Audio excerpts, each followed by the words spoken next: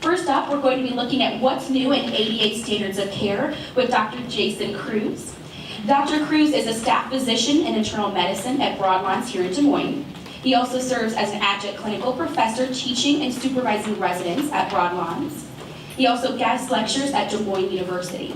In 2015, he was named Teacher of the Year for the Broadlawns Family Medicine Residency Program, and in 2016, he also got that distinguished award for the University of Iowa Internal Medicine Family Residency. So we are thrilled and honored to have Dr. Kruse with us. Please join me in welcoming him.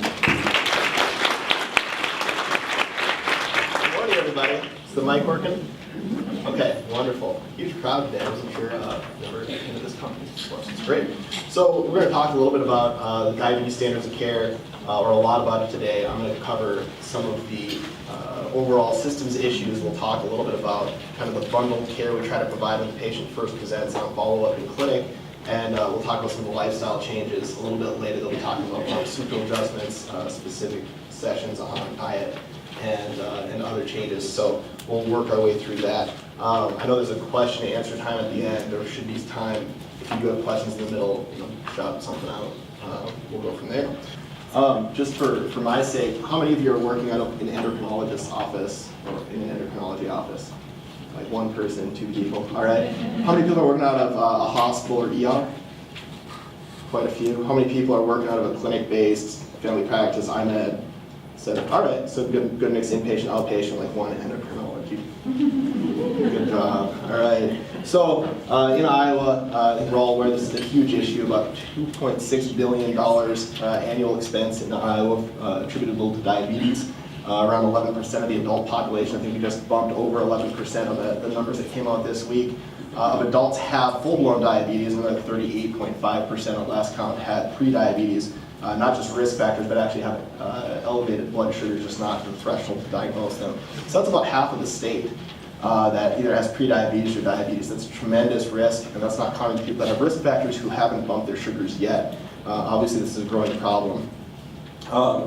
There are about 35 to 40 practicing endocrinologists in the entire state of Iowa.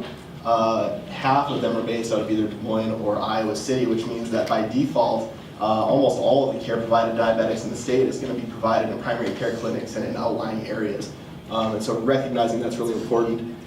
The American Diabetes Association puts up their standards of care every year. I know who's really excited about guidelines in January. I know I'm excited about guidelines in January. There's a couple people. My wife makes fun of me because I'm very excited about all this stuff as it comes out, because it helps kind of give us a framework for something to talk about and how we're going to manage our patients.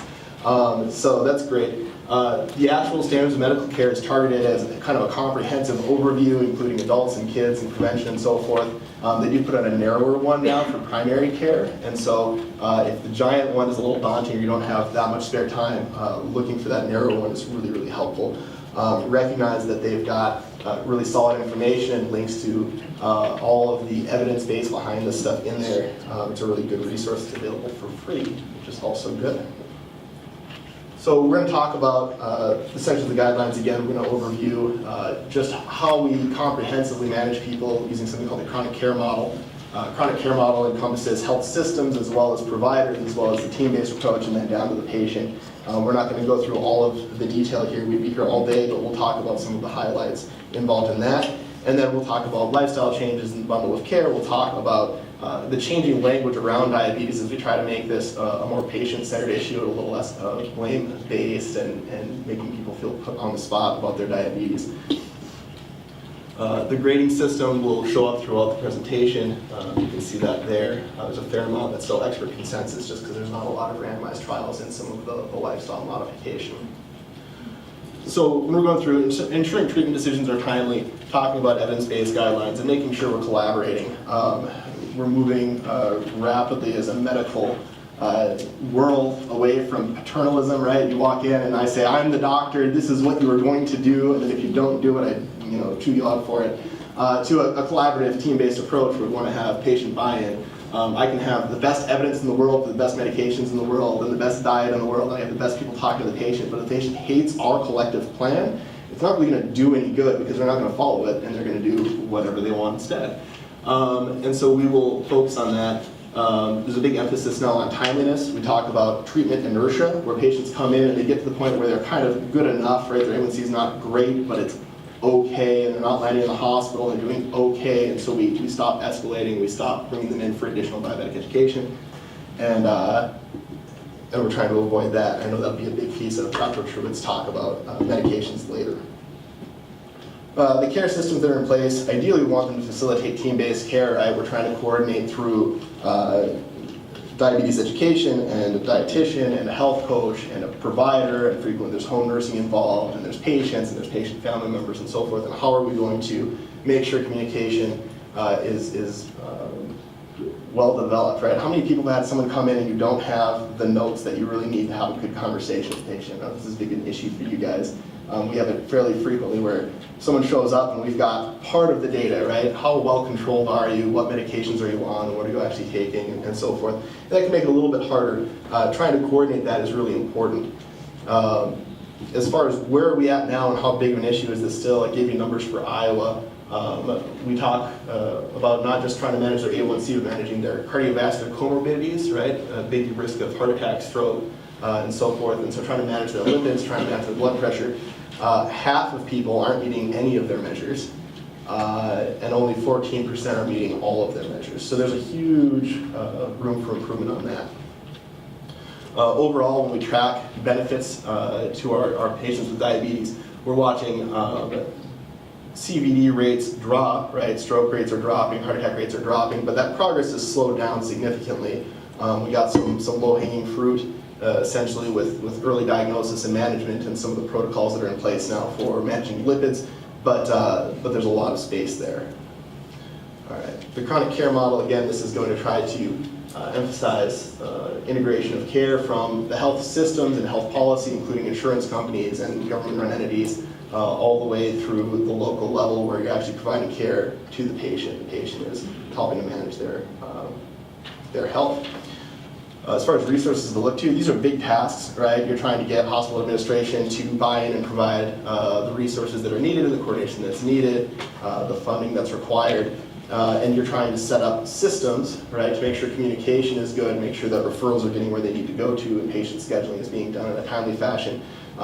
There are resources out there to help if you're on the more administrative side, if you're looking to run a quality improvement project. This is a pretty good website to go to for some of those resources.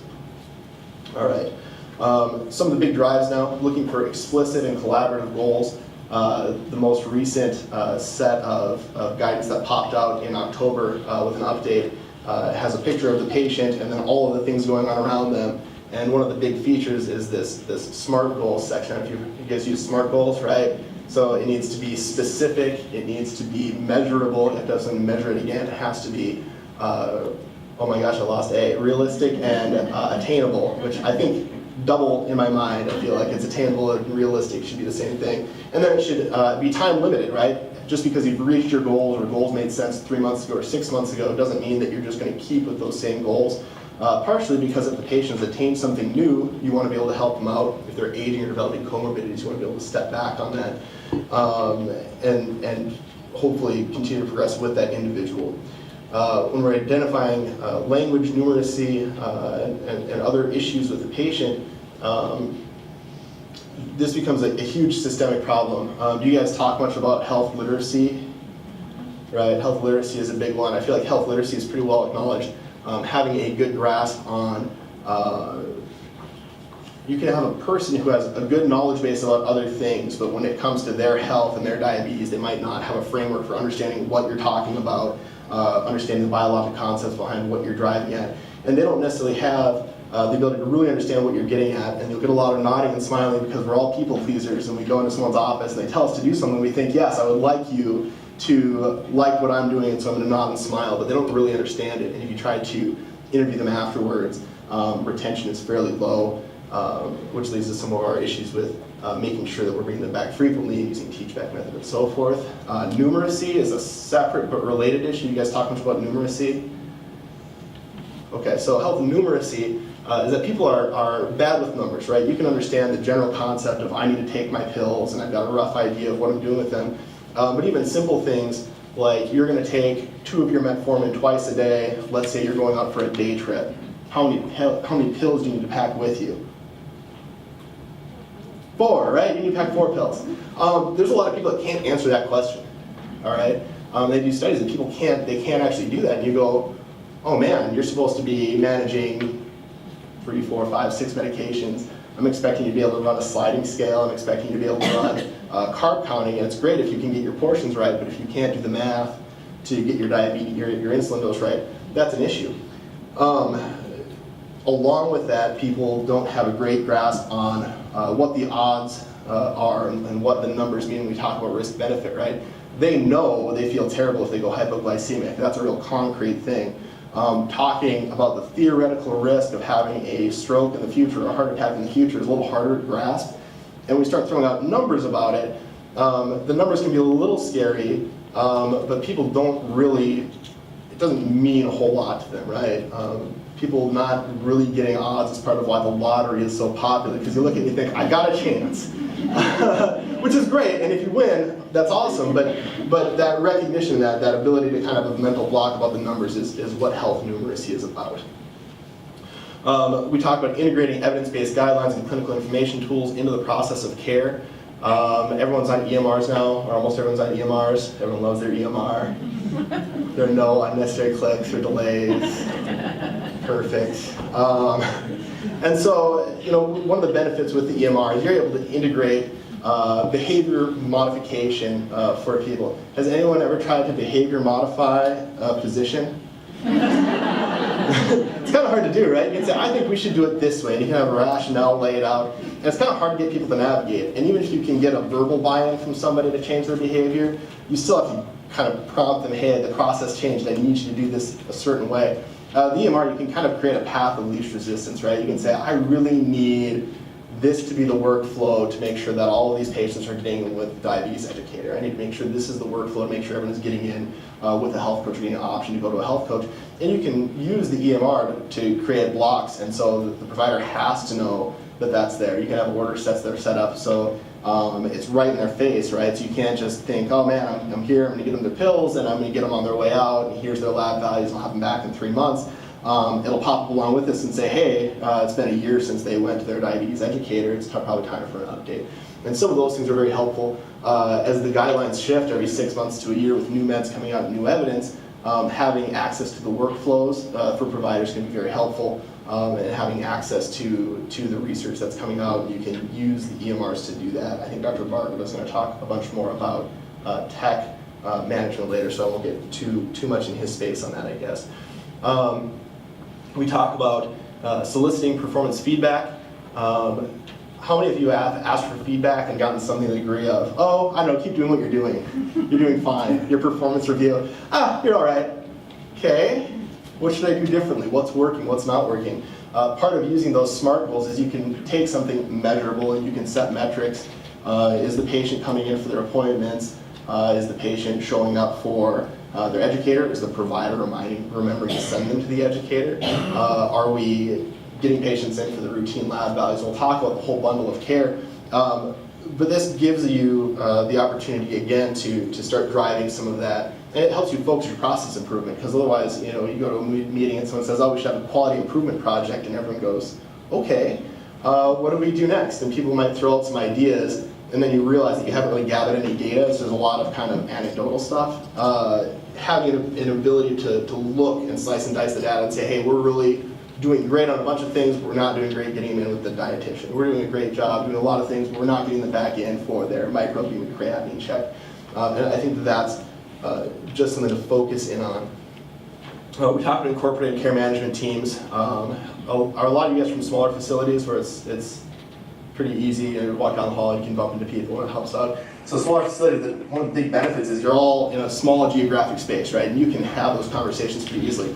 You end up somewhere with a bigger facility, or if you're spread out across multiple locations, it becomes a lot harder to coordinate some of those things, and just making sure that we're self-aware about that can be very helpful. Even at small institutions, having a set workflow or set meeting times to make sure that everyone's touching base can be very helpful.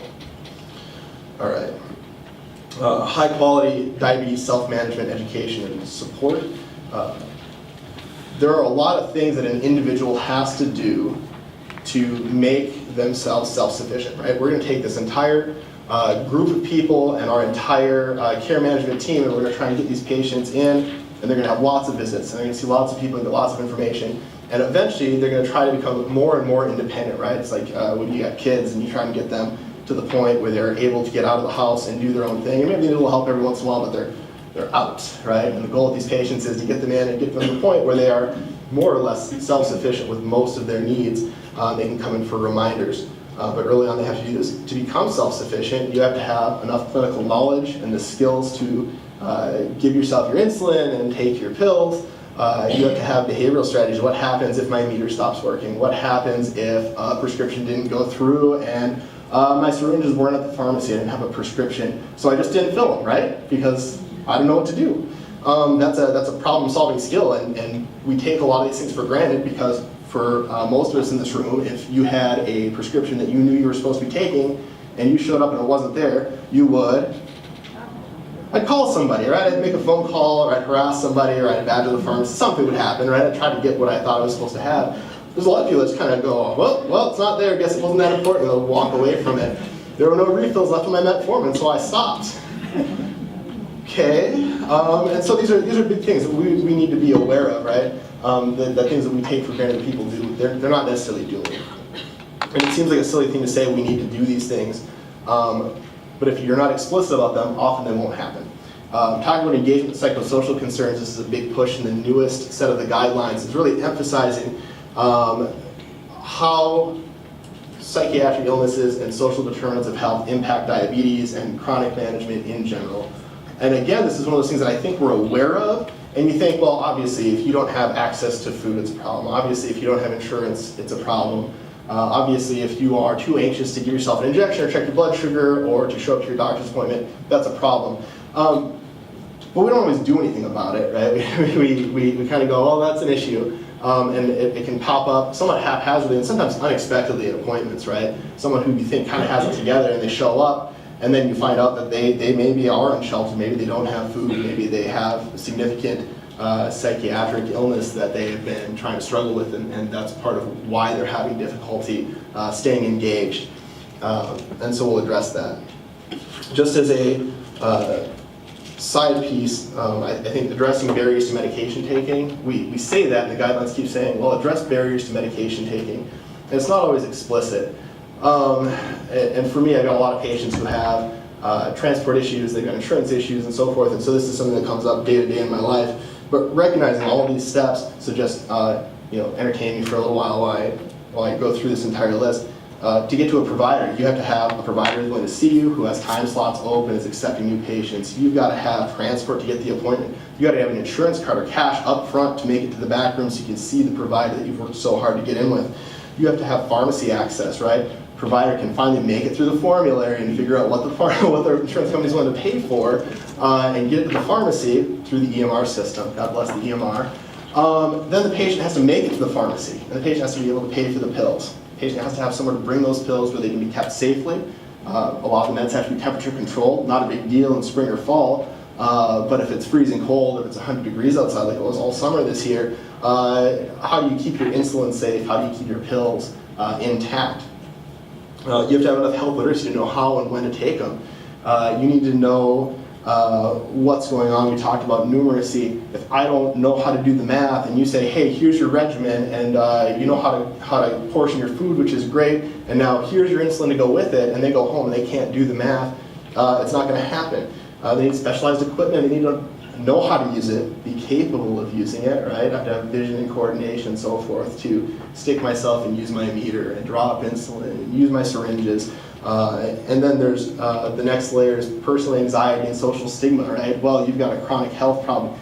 You've got to give yourself medications with a needle. It's a big issue. People are nervous about that.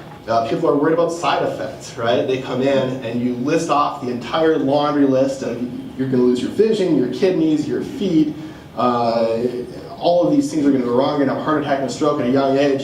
And they go, yeah, the metformin is going to give you loose stools. Okay. Has anyone ever done that? I've had a couple of those conversations the last week. It's been awkward pauses in the clinic. And so how do you overcome that? How do you negotiate this with your patients? And that's a big thing. And sometimes it takes an initial meeting with the provider to try and maybe nudge things and plant some seeds, and then they see educator and they plant some seeds, and you see the health coach and they plant some seeds, and you can all together maybe wear away at their concerns and work together as a team to do this. And then the last piece is the patient has to be willing to do it. There's a lot of evidence out there that even once we get the education on board, the patient understands the risks and benefits, and they understand it, and we've got the insurance, and we've got the meds and everything, people don't like to take pills. People don't like to give themselves shots. And so even if you have all that in front of you, you sit there and you look at it and you think, oh man, I gotta do that. And you gotta do it every day. And it's not like, oh, here's your script for your pneumonia, take it for 7 days and everything should be fine. And we're talking day in, day out, forever, all right? How many of you have gone on an exercise regimen and have not maintained it consistently? Come on, there's more hands than that. There's like 3 people. Come on. Okay, how many of you have ever gone on a diet and did not follow through on it consistently for years and years and years? Yeah, me too. All right. And it wasn't because you didn't know, right? You didn't like wake up and think, oh man, I forgot that I'm supposed to eat today. You thought about it and you thought, nope, not gonna happen today. And that's all there is to it. And the patients do that. It's just that their immediate health consequences are a lot bigger than our immediate health consequences. And while you might have a couple friends who know about your diet change, you don't have a team of people who are meeting with you every 3 months saying, so how's it going? Did you follow it? Did you turn this in? And sometimes we push people to do things, but there's still got to be that drive. And I think that that's one of the hardest pieces. And some of that just comes with having a trusting environment, having people around you to help support you, and when you fall off of it, saying, we're doing really good, let's get back to it. It's okay that you fell off, but we gotta move forward, okay? All right. Assessing social context is a big deal. We mentioned that we kind of know this stuff is out there. One of the big ones I run into is the housing, or having electricity, having a refrigerator. And the other one is food insecurity, right? If you are on a consistent carb diet, and you are on mealtime insulin, you're not doing carb counting, you need to eat the same amount of carbohydrate with every meal. If you run out of food every couple of weeks, what are the odds you're eating the same amount of carbohydrate with every meal? And what happens if you take your insulin when you run out of food? Disaster, everyone said, that's perfect. Disaster, right? You feel terrible, right? You feel like you're dying and you become hypoglycemic. How keen are you to go back to the doctor's office and say, yeah, let's do another round of that? That's a really hard thing to sell people on. We run into trouble with that with insulin, we run into trouble with that with sulfonylureas. And I've had patients that, you're going through and you're going, man, you're doing really well and you've got great sugars for a little bit, and what happened? Well, I ran out of food. That's a big issue, and trying to connect people with those resources is very important. But if you don't ask, you won't know. All right. Community resources, I think increasingly community resources available. I don't know if the Iowa Department of Public Health has a database or anything updated for that. I think most of these things rely on local resources to know. A lot of hospitals will have a community support booklet or something similar that they can hand out to provide patients with some assistance. All right. Health inequalities, I think I've touched on that pretty well. All right. There are validated screening tools out there for some social determinants of health. I don't know how practical they are. I think that a lot of it comes down to just talking to your patient and working your way through. If you know that you've got concerns about transport or you've got concerns about access to medication, really just highlighting that is important. This is a big checklist coming up, and I'm not going to read off every single one of these unless someone is an audio learner who mandates it. Okay, all right. So the first slide is an emphasis, right? This is a big checklist, but you can't just walk into the room, nose the computer, and say, "Did you do these things? What are these? Did you get these questions done?" So that's not going to get you there. You're not going to engender a lot of patient trust with that. I think that health coaches and diabetes educators do a better job of that than physicians do. I think that physicians know that we do this, or other care providers know that we do this. We are in the computer, or we're in our checkbook, our check boxes. And we're running through, but just recognizing that, rolling away from the computer. I'll personally roll myself away from the computer. I can't even reach the mouse to fidget with it, because otherwise there's a temptation to say, oh, and I gotta look at your A1C because I don't remember what it was, or oh, what did the last doctor's note say? And you're not really actively involved. And patients obviously know when you're not actively involved. involved, right? All right, big checklist. Number one, when patients come in, obviously getting a good history, how long have you been diabetic, or have had diabetes, how long have you had complications, do you have family members with diabetes? If you're type 1, trying to ferret out, do they have other signs or symptoms of autoimmune disease, because they tend to travel in a pack. We talk about hypothyroidism just because the endocrine diseases travel together, but recognizing that rheumatoid arthritis and psoriasis and these other diseases also travel along with those cohorts. When we're going through a personal history and common comorbidities, a couple of the ones that we tend to forget about, or I feel like I forget about, recognize that they got to get in for a dental visit, right? We're pretty good at looking at the eye visit because the eye clinic is associated a lot of times with your health system. And the insurance that covers you to go to the doctor covers you to go to the eye clinic as well. Well, the dental insurance is a totally separate thing, and so a lot of times patients are able to get in for their health, but the comprehensive care isn't there. So recognize that the dental part is a piece of this. Ask them, hey, have you been to the dentist? How much trouble are you having? These patients are at high risk of having a dental abscess. They're at high risk of developing high blood sugars because they've got poor dentition, chronic inflammation in their body that will impair their overall well-being. If their teeth are going bad on them, that really impacts their diet, what they're able to take down, right? A lot of the soft, easy foods are high in simple carbohydrates, and that plays a role as well. The other piece is recognizing that patients with hemoglobin changes or red blood cell abnormalities will have an inaccurate A1C. And so if you've got someone who comes in and their A1C looks awesome, but all of their sugars are off. We just had a guy do this this week in clinic. Blood sugars are all 250 to 300 consistently on all his monitors. We finally got him to use his meter. We were very excited about that. And his A1C came back at 7, which is not accurate, right? And so if you see that, make sure that you're not trusting A1C and going, oh, you're fine in between, it looks great. Step back and say, oh, this is probably a falsely okay lab. Don't be reassured by that. Now you can send out something called a fructosamine. You just have to remember that. Or recognize that this is a problem and flag. You can send out fructosamine. His A1C was more like 10, 11, which is where we'd expect it to be with the sugars he provided us. So now we know that in that gentleman we gotta. Oh, I just also want to say I have a type 1 diabetic stepson, and his dad says, oh, well, his A1C is 7. And I'm like, I don't know how that is when he's like 400 most of the time because he tastes the tacos and drinks regular Mountain Dew. But he has lows of 23, 30, and so it levels out. So his A1C does look good, but he has either too high or too low. Yeah, absolutely. If it's a mean measurement, and so if you are dipping way down for a significant portion of the day, you can absolutely make your A1C look awesome, even though you're very dangerous and never actually okay. And so looking at the glucometer readings is really important. We like simple things, and A1Cs are simple, but don't be falsely reassured. All right. Next one. I want to emphasize that when we talk about medication taking behavior, first off, patients frequently want to please us, right? They want you to be happy with them, just like we want everyone else to be happy with us. And so sometimes they are incompletely truthful with us about whether or not they're taking their meds or what they have. And sometimes they just don't know, and they'll go, yep, I'm taking it. Oh, it's in the computer. Whatever's in the computer is what I'm on. You think, I'm not really sold on that. Realizing that being prescribed a medication isn't the same thing as actually filling the medication, isn't the same thing as taking the medication, and that's still not the same thing as taking it correctly. All right? And so trying to clarify, are you taking this the way it's prescribed appropriately, with food, without food, whatever, is really important. Next one, tech use. Again, Dr. Barney was going to get into that. My big one is making sure people know how to use their meters. If you don't know how to use it, sometimes people stick themselves and they'll use the strip and then they'll put it in the machine. The machine won't work because the machine says, oh, it's an old strip.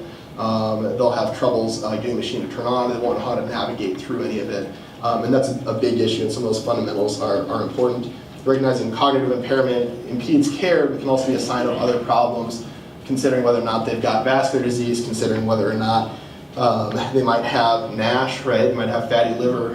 You can have cirrhosis and end-stage liver disease problems without ever really spiking your enzymes to a level that anyone notices. And you can get confused from your liver disease. We'll have patients who come in, you think, man, they're a little off, maybe their blood sugar's too low or way too high, and then you figure out they've got liver failure. And so keeping some of that in mind, if someone seems like they're fading on you, don't just go, oh, well, they're a little off. You know, if they're continuing a little off, you gotta get on it. There's a whole wide differential for that, and it's not just their diabetes. All right, measuring your metrics. From a clinical standpoint, just making sure you got the right equipment around is huge, right? We do the labs, and we're pretty comfortable with that. But recognizing that from a quality standpoint, if you're not doing pinprick and vibratory sensation, those monofilaments, you're actually not going to meet some of the MIPS macro measures that we talk about. I don't know how much you guys have to go to those meetings, but I feel like I live in them. And so making sure people have tuning forks available, monofilaments, make sure you've got safety pins that you can throw out is just one of those small things that will make a difference. If you don't have the equipment, what are the odds you're going to do a full exam? Okay. Laboratory-wise, B12 deficiency is a big issue. Patients who have type 1 diabetes certainly can have pernicious anemia, but in type 2 diabetics, first medication is metformin. They go on metformin and then they get B12 deficiency. And patients with diabetes who get B12 deficiency come in complaining of what? You guys know? Neuropathy, right? And so they come complaining of neuropathy and you go, okay, you're a diabetic with neuropathy. What am I going to do about that? You start putting them on pills, right? We don't always check that B12. So making sure if the patient's coming in, guidelines say if you have, is to check it periodically. For me, that means if you are going to go on medications for neuropathy, or if I'm going to escalate your medications for neuropathy, and you're on metformin or haven't been on metformin, I'm going to check your B12. I just had a lady last month who came in and she'd gone from being well controlled on her dose of pregabalin, and she said, I just have these horrible pains in my feet. This is just devastating. It's happened over the last few weeks. I don't know what's going on. Her B12 level was just bottomed out. We got her on B12 shots, and she is doing wonderfully with that. So if you have a patient complaining about progressive neuropathy, please don't lose sight of this. We are inflicting this B12 deficiency, and then we're masking it with Lyrica and other things. There are bigger consequences down the road for these folks. And the other thing is these patients are prone to high potassium. We think about high potassium levels in patients who have bad kidney disease, and we tend to watch for it then. Patients with diabetes are aldosterone insufficient, and so if anyone's really excited about renal tubular acidosis and nephrology, catch me afterwards. But the end result is you have a higher than average potassium level, and you are very sensitive to becoming sometimes dangerously hyperkalemic, even with low levels of medication. I had one guy when I was an intern who would get put on like 5 of lisinopril, and he'd shoot his potassium up to 6.5 or 7. And so every time he came in, I would call him and I'd say, hey man, you gotta go back to the ER so we can take care of your potassium. And we finally figured out that one of his outside providers was putting him back on lisinopril, and so we had a disconnect because his blood pressure was very, very high. And so it made sense. He's diabetic, he's got diabetes, he's got kidney disease, he should be on an ACE or an ARB. And we finally just put in giant bold letters in his chart, he can't be on this, and put it on his allergy list, it's not an allergy. Realizing that's there is important. Realizing that if you've got someone who is especially a long-standing case of diabetes, and they are being put on an ACE or an ARB, getting them back in a week or two rather than, say, 2-3 months is probably a good idea. Setting explicit goals, I feel like I've hammered that a couple of times. I'm not going to get after that too much. I think that's what you guys do day in, day out for a lot of you, and so that's pretty familiar. And we'll talk about lifestyle management. As far as referrals, medicine's a team sport, right? We've got diabetes educators, and we've got people who we got to get to see the eye doctor. We've got to get them in to see a dietitian. We've got to make sure they're getting care coordinated at home. And like I mentioned, dentist. Making sure that we're covering women of reproductive age and emphasizing that, hey, if you are considering getting pregnant or you may become pregnant, we got to talk about having control before, during, and after your pregnancy. In internal medicine, we are afraid of managing pregnant women, which is why we're not family practitioners. And so we tend to forget that. And so it's a good reminder for myself as well. And then the mental health professional is taking a larger role. So let's talk a little bit about that. Screening people for anxiety or other psychiatric illness is a big deal. A lot of us do these PHQ scores when they come in as part of the intake, and we follow along with that. But trying to get a feel, if you've got concern for your patient's psychological well-being, getting them in with a provider early is very helpful, especially if they're having troubles accepting their diagnosis or working through their diagnosis. This is a big deal, and you'll see patients go through the stages of mourning, essentially, for their previous good health and for their previous lifestyle. And they'll do everything from anger to denial to acceptance and everything in between. I mean, it's something that we see, and you guys probably see. and recognizing that if these things are hanging out for a long time, just like someone who had a death, you would help them find some assistance. If they're having troubles with this, help them find some assistance.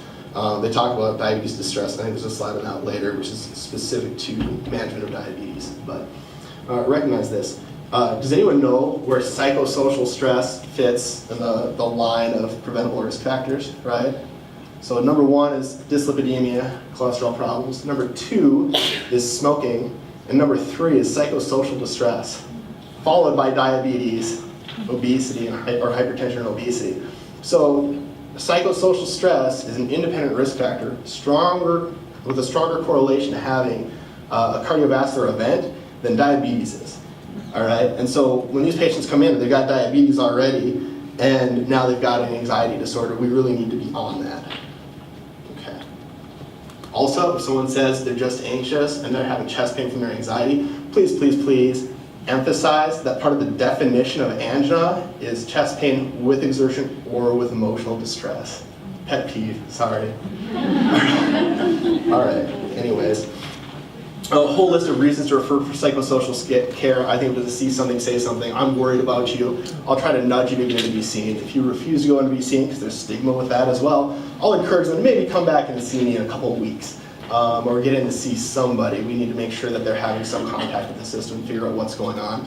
Patients who are doing okay in person and then they're just not meeting the goals that you're setting together, talking about if they've got some sort of emotional hang-up on taking the meds or following their glucometer or whatever is helpful, and getting them in with somebody is very helpful for them.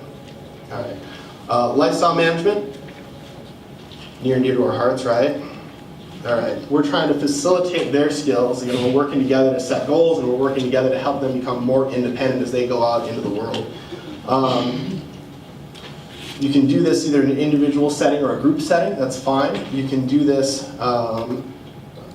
with technology. You can do this in person, whatever works for your patient, your facility. There's some benefit to cost savings, which is great, and then the expert recommendation is they should pay us for doing our jobs, which is also a good recommendation, but I think it's great that it gets an expert level of recommendation.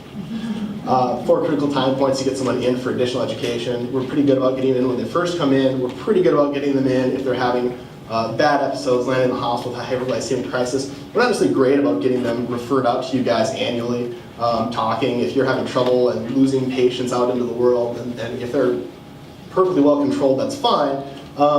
But everyone needs a little reminder every once in a while, right? How many times, you guys do this day in, day out, how often do you turn back to a book and read something to help you in your day-to-day, right? Every day I'm reading something.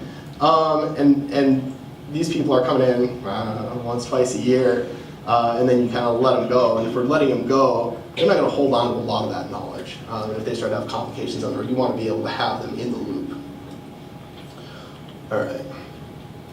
Nutrition therapy, one of my hardest things is having people ask, what can't I eat? What superfood should I eat?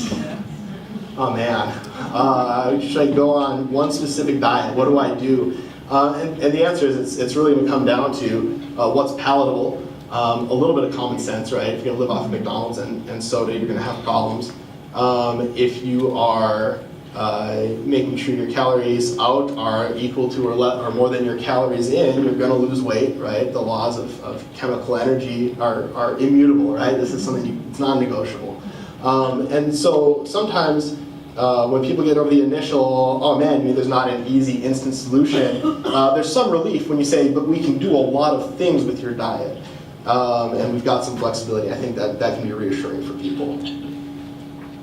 Exactly. Trying to achieve and maintain a good body weight is important. Using this to attain their blood pressure goals and their cholesterol goals and so forth is helpful.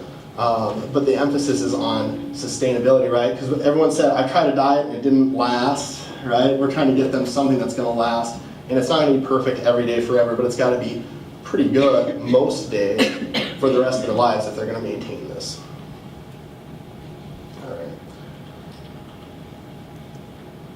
Non-judgmental about food uses. Okay. Providing them with tools, right? You guys have a lot of tools available in your office. There's an entire section about that later this afternoon, and so I'm not going to dive into that. We talk about a healthy plate and so forth. Diabetes occurs on a continuum, and obesity occurs on a continuum. The difference between pre-diabetes, or somebody who has got risk factors for diabetes, and pre-diabetes and diabetes, there's some significant changes there, but from a lifestyle intervention standpoint, it's all pretty much the same, right? Are you overweight or are you obese? If you are, let's talk about a 5 to 7% reduction in your weight. What are you eating? Are you eating a reasonably balanced diet? What kind of exercise are you getting? You need about 150 minutes in a given week, right? So I don't know, take the dog out for a 25-minute walk most days and try and do the gym once or twice. It's all really easy to say, but how many of us are actually meeting these goals? I'm not, so I'm not gonna raise my hand. If you are, raise your hand, because kudos to you. How many of us are gonna meet it right after New Year's and then stop and do? So it's recognizing that it's hard is big, but pushing people to do it is big also. There's some evidence that shorter durations are fine for healthier people, which makes sense because they got a healthier baseline, but it's a little frustrating because if I tell the guy who's able to go out and run for 10 miles, oh man, you only need 75 minutes at a baseline, but I tell someone who hasn't gotten off the couch in quite some time because they're ill, that they need to get up and walk for 30 minutes, that's not necessarily a reasonable starting point. Okay. Interrupt sitting every 30 minutes, we're failing. Oops. Sorry. All right. Don't smoke. We're going to do that, right? Recently, I think just yesterday, CNN had a big banner out, 80% increase in vape usage among high schoolers. So we don't really know what the health ramifications of that are, but that's a tremendous issue.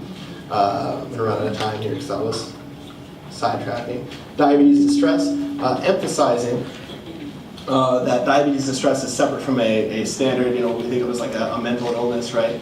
There's anxiety that's free-floating or inappropriate, or catastrophization about something that you should be anxious about, but you're more anxious than you should be. And then there's appropriate anxiety. Hey, I just told you you've got a life-altering, potentially life-threatening illness that might take out some of your organ systems over the next few years. I need you to change everything about your lifestyle. Okay, you could be a little anxious about that, and that's appropriate.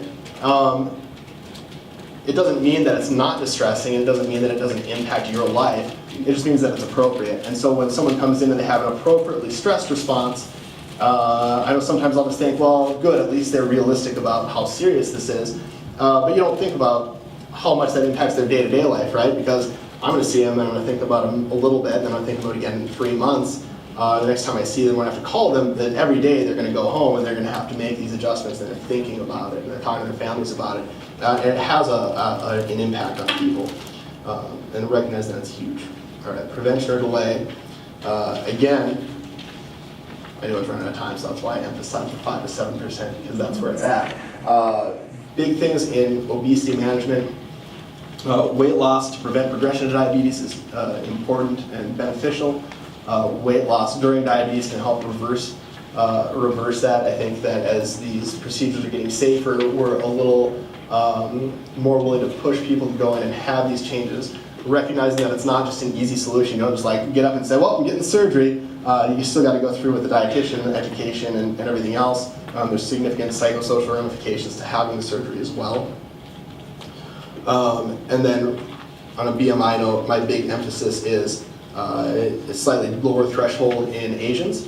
And so I think most EMRs are pretty good about putting that in there, but keeping track of it. All right, let's speed through because I don't think I had. All right, diabetes language. I just wanted to give a couple minutes to this. This is hard, and you probably noticed me slip and backtrack a few times. Trying to adjust how we talk about diabetes is important. At the bottom of this, I don't know if on your printouts you're going to be able to see it, there's a website that links to just some suggestions for language to use. Rather than referring to, you are diabetic, talking about patients have diabetes, you don't necessarily want their disease that they're suffering from to become their identity, and you don't want it to be their identity when you're talking to them, because that sets the tone for the conversation. It's a little bit dehumanizing. Asking patients if they have diabetes rather than saying, are you diabetic?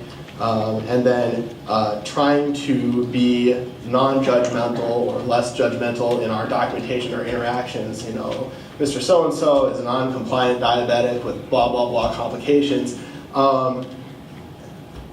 is maybe factually accurate, but is not conducive to saying, hey, you have these problems, let's talk about how we're going to move forward.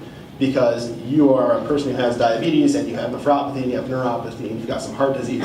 And what are we going to do today, tomorrow, and the next day to make this move forward? And so trying to emphasize that piece of it can be very helpful. It helps to change our mindset when we're talking to people. And it helps to maybe limit some of the burnout that people feel managing chronic diseases, because you can think, what difference am I going to make? They're just not going to follow my advice anyways. And sometimes we lump that together. You hear people do those things. If you're experiencing those things, that's burnout. You need to take a step back, take a vacation, talk to somebody. But taking these steps is good, not just for the patients, but for the people providing care. So I'm going to stop there because I'm 3 minutes over, and we are at least 18 minutes past your half hour no sitting, too long rule. Questions for me? So when you put a patient on metformin, is there anything, any form of vitamin B? You could put them on oral B12. It's not something that happens to everybody, and so it's not something that they recommend everyone being on a supplement, but absolutely you could say, hey, let's put you on this prophylactically. It won't be covered by insurance, and so it would be up to the patient to bear that cost, but it would be a reasonable thing to do. And we actually have plenty of time remaining on here if you wanted to continue or something you wanted to emphasize, or if you guys have additional questions or comments you'd like to pose for some discussion. Oh, did I go too fast? Am I supposed to be? Oh, I was off on time. I didn't start at 9, did I? We started at 9, but you have until 10:15. Oh, no. I had myself mentally blocked for 45 minutes, and I knew that I had 48, and I thought, oh no, that's it. Okay. My wife tells me I like the sound of my own voice too much, so. So, big things that we run into. Does anyone have big questions? Burning things? What do you do in your practice to address psychosocial assessments and work? So a big piece for, so he asked, I don't know, did everyone get that? Is that pretty good? Great, hit the ceiling mics. So in my practice, it helps a little bit that we're a major psychiatric wellness facility in general. At Broadlawns, we provide a lot of that safety net care, so it's already built into our fabric essentially. We do the PHQ-9 when they come in. I ask patients, how do you feel about this? How do you feel like you're doing with this? Not just how do you feel physically or having neuropathy, but how are you coping with this? I'll just ask them point blank, do you feel like this is stressing you out? How's your sleep? And tying that in is helpful. We've got a pretty robust psychology, psychiatry department, and so getting people in promptly is very helpful. So I think a big piece is just being willing to go in and address that as part of your visit. And it is time consuming. I think everyone's looking for a shortcut, right? Everyone wants a quick fix, everyone wants a superfood or a life hack or something else. And with these things, if you've got somebody, especially if you don't know them well, they're not going to be a 10 or 15 minute visit, right? They're going to be a 20-minute visit or a 40-minute visit sometimes, and that's how it is.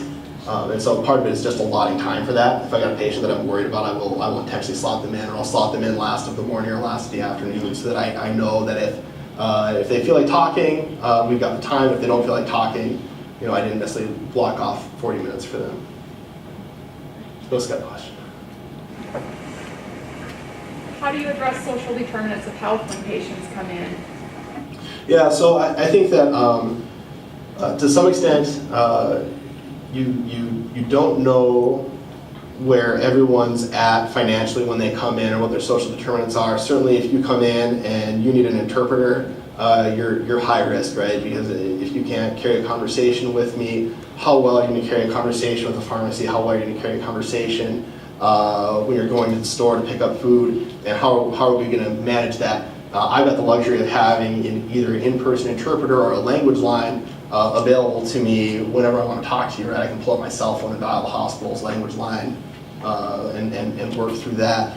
But recognizing that's big, patients who are on Medicaid or come in under cash pay, a lot of times if you qualify for Medicaid, you're qualifying for food stamps and you're on a very limited budget at that point. I mean, these are really tight situations. And so I won't say, oh, I noticed you're on Medicaid, how's your food situation? I'll say, hey, let's talk about it, but that will flag in my mind where we're at. Broadlawns puts out a community cares booklet, and it has links to everything from homeless shelters to women's shelters to food banks to free clinics that you can provide them and say, hey, let's talk about what resources we have. We have social workers and patient care advocates that I can call up and say, hey, I need someone to come up and help walk you through this. And again, that's resource intensive.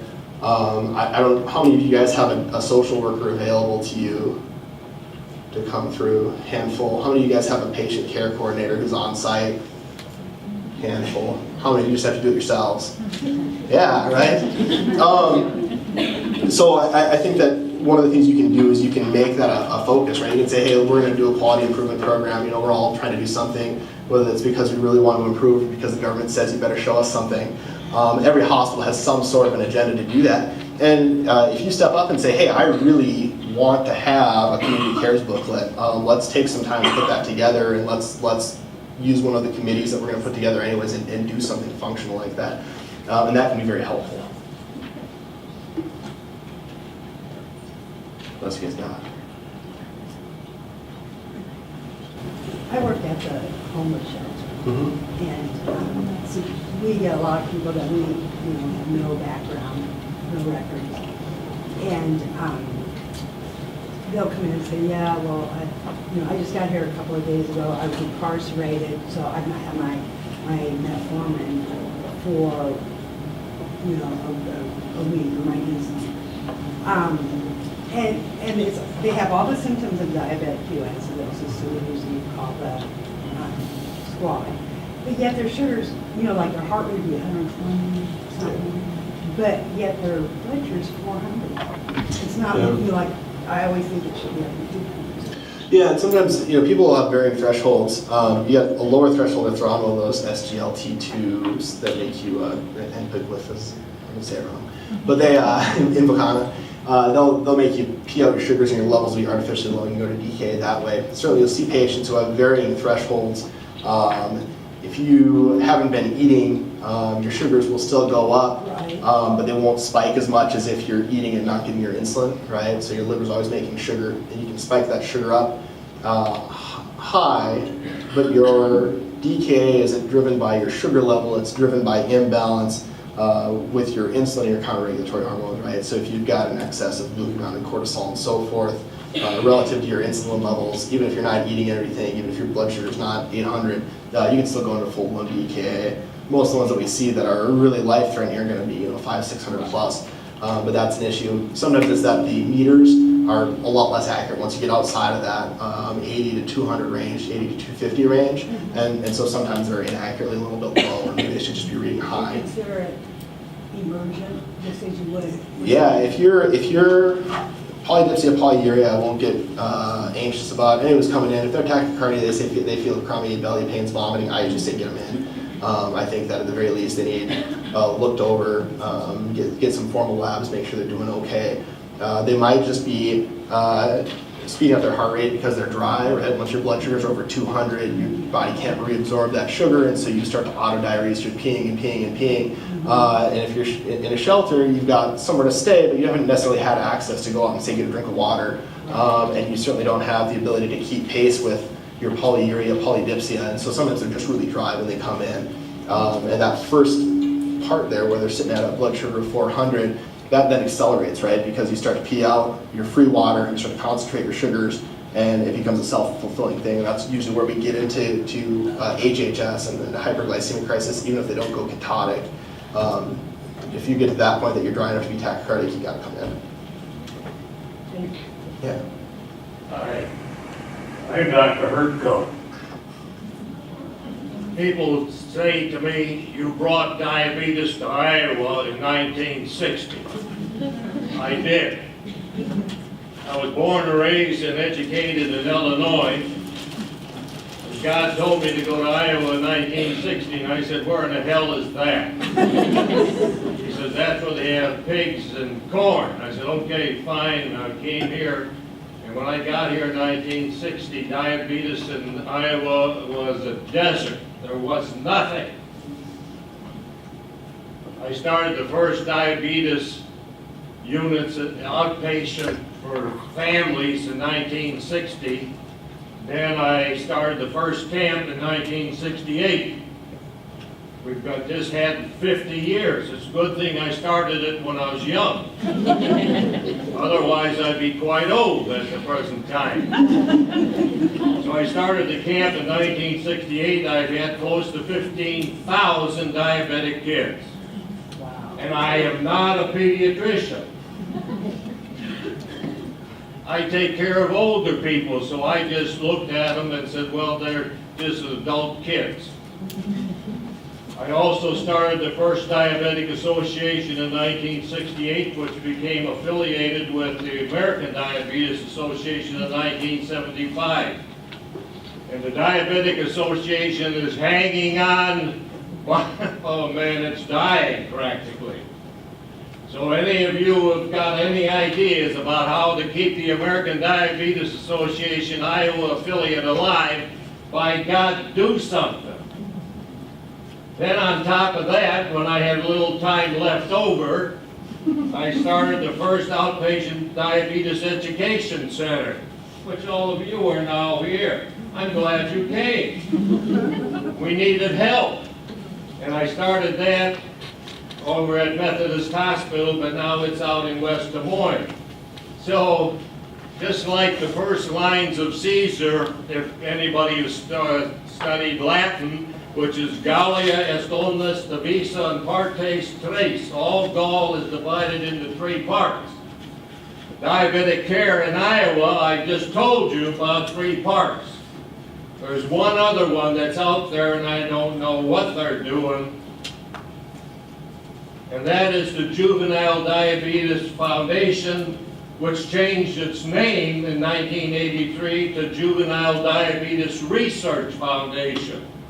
So basically, there's 4 things going on, and by God, if you don't have any time left over, get involved in all of them, and God bless you.